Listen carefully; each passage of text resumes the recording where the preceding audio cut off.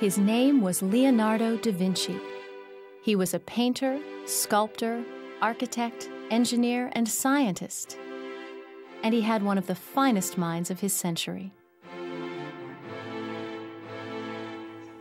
Leonardo was born in 1452 in the town of Vinci in northern Italy. By the age of 15, he had moved with his father to Florence, a city of great culture where the Renaissance was in full bloom. The Renaissance was a revival of art and learning in Europe not seen since the time of the ancient Greeks and Romans. It was characterized by a thirst for knowledge of all kinds and a desire to explore the possibilities of human achievement. True to these ideals, Leonardo studied astronomy, anatomy, botany, and geology. Today we know him best as the painter of the Mona Lisa, but he was also an inventor. His notebooks contained plans for hundreds of machines that were far ahead of their time. Ships, planes, and weapons of war dreamed of hundreds of years before science would create the materials necessary to build them. Leonardo opened a studio in Florence in his late 20s. His drawings from this time period include inventions of farm tools, pumps, and weaving machines. He drew amazingly accurate sketches of human body parts and their functions. A left-hander, Leonardo sometimes wrote backwards. This can be read with a mirror. In 1482, Leonardo left Florence for a job with the Duke of Milan. He worked for the Duke for 17 years as an artist and engineer, designing war machines, weapons, and military defenses. He even had an idea for an armored car. 8 men would have fired its cannons and turned cranks to power its wheels.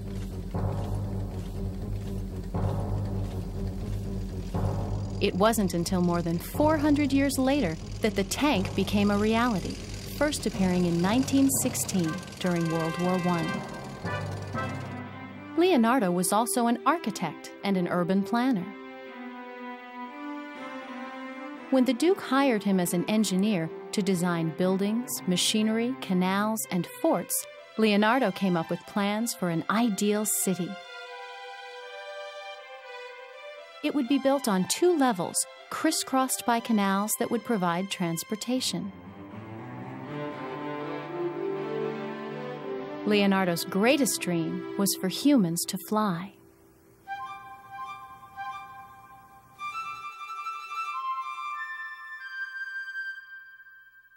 His notebooks are filled with notes and sketches about birds.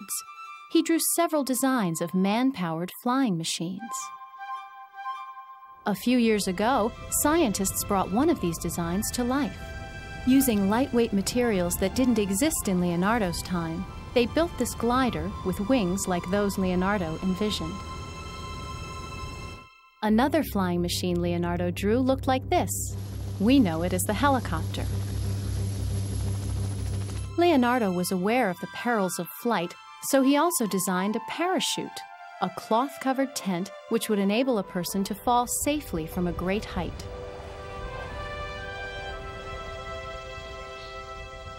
Leonardo spent his last 3 years in France, working as chief painter and engineer to King Francis I.